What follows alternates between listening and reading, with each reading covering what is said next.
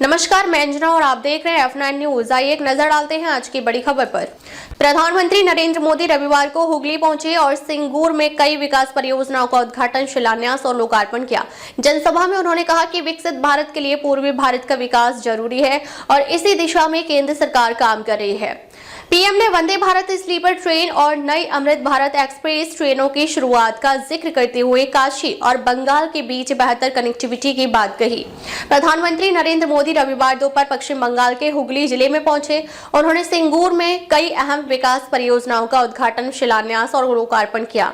इस मौके पर प्रधानमंत्री मोदी ने 2 अलग-अलग जनसभाओं को संबोधित भी किया।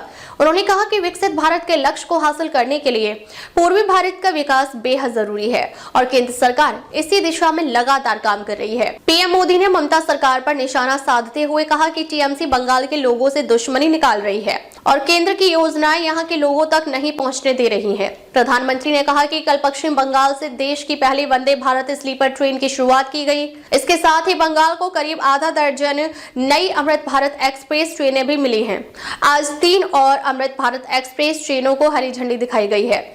इनमें से एक ट्रेन मेरे संसदीय क्षेत्र काशी यानी वाराणसी और बंगाल के बीच कनेक्टिविटी को और मजबूत करेगी। उन्होंने कहा कि बालागढ़ में बनने वाला extended port gate system Hooghly और आसपास के इलाकों के लिए नए अवसरों का रास्ता खोलेगा। पीएम मोदी ने कहा कि आज भारत में मल्टी मॉडल कनेक्टिविटी और ग्रीन मोबिलिटी पर विशेष जोर दिया जा रहा है।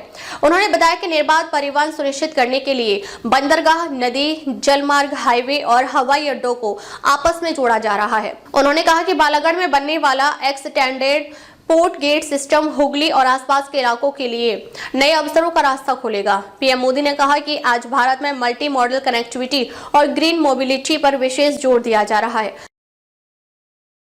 खबरें जो सवाल बनाती हैं, खबरें जो आपका इम्तिहान लेती हैं, तथ्यों की गहराई में उतरकर हम करते हैं हर साजिश का पर्दाफाश।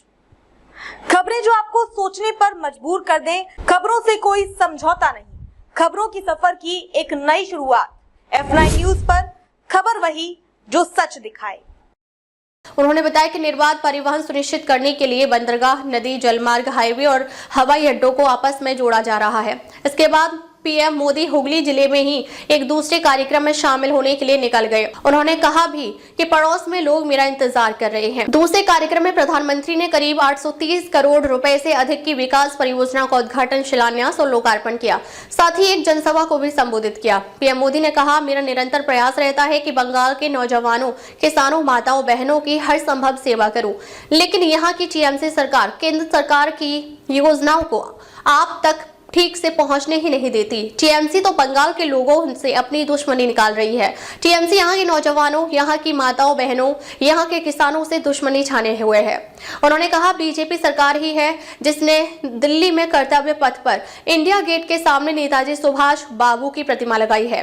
पहली बार लाल किले से आजाद हिंद फौज के योगदान को नमन किया गया। अंडमान निकोबार में नेताजी के नाम पर द्वीप का नाम रखा गया। पहले 26 जनवरी के कार्यक्रम 24 या 25 तारीख से शुरू होते थे और 30 जनवरी को पूरे होते थे। हमने ये कार्यक्रम बदल दिया। हमने अब 23 जनवरी यानी सुभाष बाबू की जन्म जयंती से शुरू किया और महात्मा गांधी की पुण्यतिथि पर पूरा करने का तय किया। उन्होंने कहा कि ये बीजेपी सरकार ही है जिसने दिल्ली में कर्तव्य पथ पर इंडिया गेट के सामने नेताजी सुभाष बाबू की प्रतिमा लगाई है। पीएम मोदी ने कहा, बीजेपी की सरकार बनते ही प्लास्टिक के लिए ठोस नीति बनाई जाएगी और जूट के पैकेजिंग को और बढ़ावा दिया जाएगा, जिससे यहाँ के जूट व्यापार को और बल मिलेगा। उन्होंने कहा कि हुगली में बहुत बड़ी मात्रा में आलू और प्याज की खेती होती है और अन्य सब्जियां भी उगाई जाती हैं। दुनिया में फ्रेश सब्जियों की बहुत बड़ी डिमांड है। साथ ही पैकेज सब्जियों के लिए भी दुनिया बहुत बड़ा मार्केट है। मेरा तो सपना है कि दुनिया भर के बाजारों में भारत के किसान, भारत के पशुपालक और भारत के मछुआरे धूम मचा दें। उन्होंने कहा, सभी एक ही भाव से एक ही आस लेकर आए हैं कि हमें असली परिवर्तन चाहिए। हर कोई 15 साल के महाजंगल राज को बदलना चाहता है और अभी तो बीजेपी एनडीए ने बिहार में एक बार फिर से जंगल राज को रोका है और अब पश्चिम बंगाल से भी टीएमसी के महाजंगल राज को बदलने के लिए तैयार है। अब तक के लिए बस इतना ही। फिर मिलते हैं एक ऐसी ही बड़ी खबर के साथ। तब तक के लिए नमस्कार और देखते रहिए F9 न्यूज। खबर बड़ी और खास होगी, असल वजह की तलाश होगी, दुनिया भर के हर गांव, शहर, गली मोहल्ले पर नजर हमारी होगी। खुलेंगी पर्दें, जहन में उठे हर सवाल की बात होगी। हर वो जवाब जो है आपके लिए जरूरी, जिम्मेदारी हमारी होगी। हमारी खबरों में कुछ हटकर होगी बात। देखिए सिक्के के दोनों पहलू F9 न्यूज के साथ।